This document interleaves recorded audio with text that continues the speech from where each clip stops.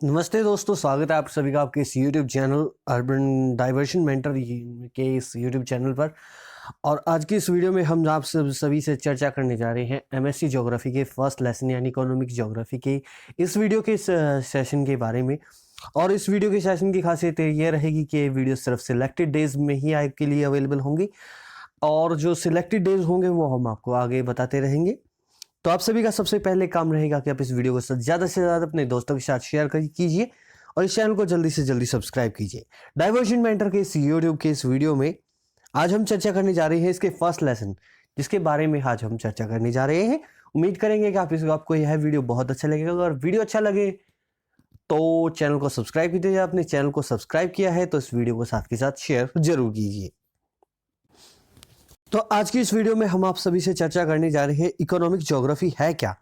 अच्छा, इसके बारे में इंट्रोडक्टिव है, क्योंकि ये इंट्रोडक्टिव वीडियो है, थोड़ा ध्यान से समझना पड़ेगा। और इस सब्जेक्ट को लेकर आप सभी के जो मन में जो भी क्वेश्चंस है या फिर आप जो भी वीडियो लेक्चर्स चाहते हैं वो आप हमें बता सकते हैं। तो सबसे पहले आती है इकोनॉमिक ज्योग्राफी। देखिए, इकोनॉमिक ज्योग्राफी का संबंध हमारी इकोनॉमिक्स से भी है। किससे है? इकोनॉमिक एक्टिविटीज से, राइट। और इकोनॉमिक एक्टिविटी कैसे होंगी जब इंसान क्या है अपनी जो जरूरत से ज्यादा जो उसके पास सरप्लस रिसोर्सेज होते हैं उनका यूज किस लिए करता है? वो प्रॉफिट के लिए करता है, राइट। और जो जैसे प्रॉफिट करता है तो प्रॉफिट के लिए उसे क्या है, जीवन यापन से ऊपर उठ के अपनी जिंदगी को जीने की कोशिश करता है। और जिसकी तरीके से वह उन सभी चीजों उन सभी क्रियाओं का अपवहन करता है जिन्हें उनकी जरूरत है, ठीक है। तो सबसे पहले वेबस्टर शब्दकोश के अनुसार भूगोल एक ऐसा विज्ञान है जो पृथ्वी और उसके संबंधों की अध्ययन करता है, जिसमें भूमि, जल, वायु आदि का वर्णन करता है। अब इसके बारे में हम जान लेते हैं इकोनॉमिक ज्योग्राफी का अर्थ यानी मीनिंग क्या है। देखिए, पृथ्वी पर मानवीय क्रियाओं को दो भागों में बांटा गया है। सबसे पहले है प्रथम वर्ग की क्रियाएं, जिसमें वे सब क्रियाएं आती हैं जो मानव के पृथ्वी पर मानव के अस्तित्व को बनाए रखने के लिए शामिल होती हैं। देखिए, मानव का अस्तित्व कैसे बना रहेगा? जब वो जीवन यापन के लिए ही, सिर्फ जीवन यापन के लिए, बस गुजर बसर के लिए वो कार्य करे। हाँ।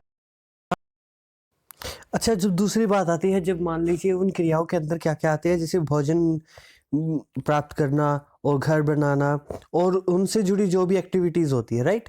और जिसके अंदर आर्थिक लाभ, जब बात आती है दूसरी एक्टिविटीज यानी सेकंड एक्टिविटीज की, जिसके अंदर लाभ अर्जित हो, यानी जो उत्पादन उन्होंने खाने से जब भरपेट अनाज किसी व्यक्ति को मिल जाता है तो वो सोचता है क्यों ना अब पैसे कमाए जाएं। और पैसे कमाने के लिए वो क्या करता है? सरप्लस उत्पादन करने के लिए अच्छे बीज, अच्छी खाद और अच्छी गुणवत्ता के जो प्रोडक्ट्स होते हैं वो एग्रीकल्चर के तौर पे यूज करता है, राइट। और इन सभी चीजों को उपयोग करने के लिए परिवहन के साधन भूगोल की विषय वस्तु है। यानी देखिए, जब इंसान के पास प्रोडक्ट्स हो जाते हैं, मार्केट प्लेस पे बेचने के लिए जाता है, तो उन प्रोडक्ट्स के लिए जरूरी होता है कि उसे जो है वो परिवहन ट्रांसपोर्टेशन अच्छी हो, और रोड कनेक्टिविटी या फिर रेलवे कनेक्टिविटी या फिर आपकी जो है वो ओशन रूट्स की कनेक्टिविटी काफ़ी अच्छे तरीके से होनी चाहिए, राइट। और बात करते हैं उपरोक्त विचार विमर्श से हमें ये सभी क्रियाएं आजीविका को प्राप्त करने के लिए ही क्या की जाती हैं? वो की जाती हैं।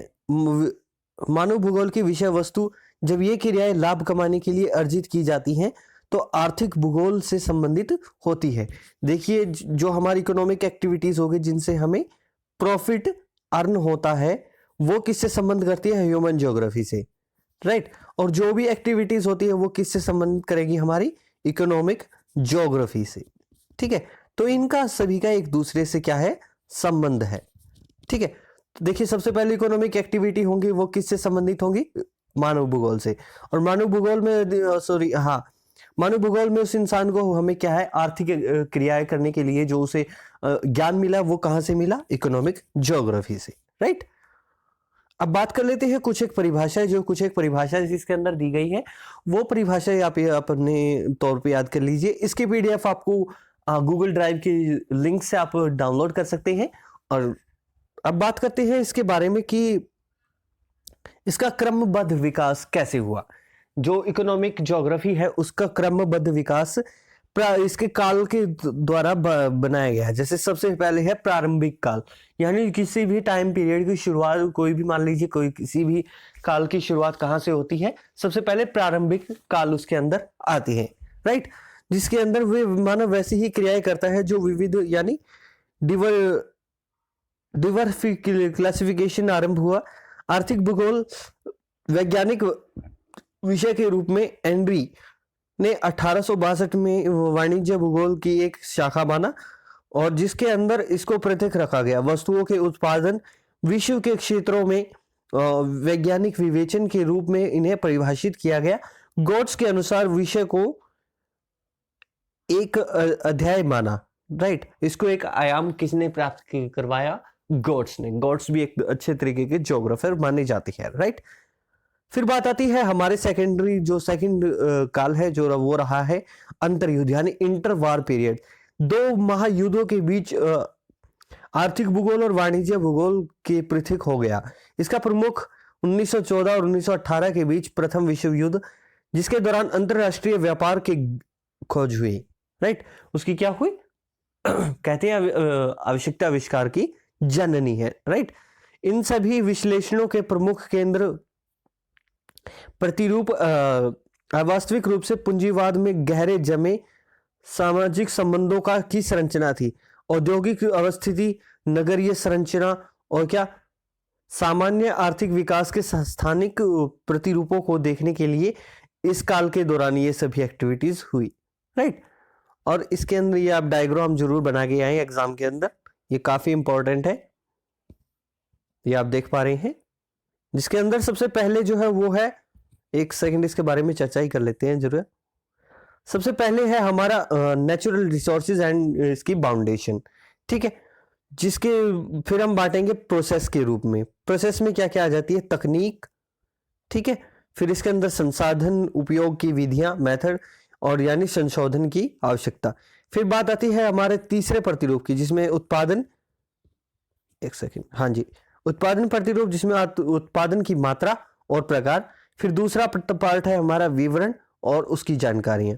दूसरा है हमारा जनसंख्या और कुल जनसंख्या दक्षता के रूप में। फिर यही प्रोसेस इसके अंदर भी हमारा लागू होगा, ठीक है।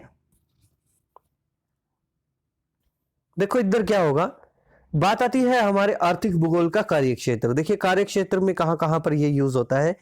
जैसे कि नेचुरल रिसोर्सेज के अंदर हम स्थिति देखेंगे, जलवायु देखेंगे, वनस्पति देखेंगे, मिट्टी देखेंगे और खनिज देखेंगे, ये सभी इसके अंदर आते हैं। मानव भूगोल के अंदर इसका क्या आता है? देखिए जनसंख्या विवरण आएगा, घनत्व आएगा, जनसंख्या डेमोग्राफिक जो उसकी विशेषताएं है वो आएंगी, आयु वर्ग आएगा, शिक्षा आएगी, प्रौद्योगिकी आएंगी, और सामाजिक विशेषताएं और सांस्कृतिक विशेषताएं।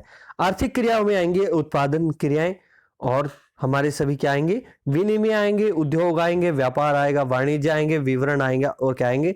सेवा, शिक्षण और वैधानिक चिकित्सा उच्चतर रूप से। अच्छा, इससे अगली वाली वीडियो में हम चर्चा करेंगे आर्थिक भूगोल का महत्व।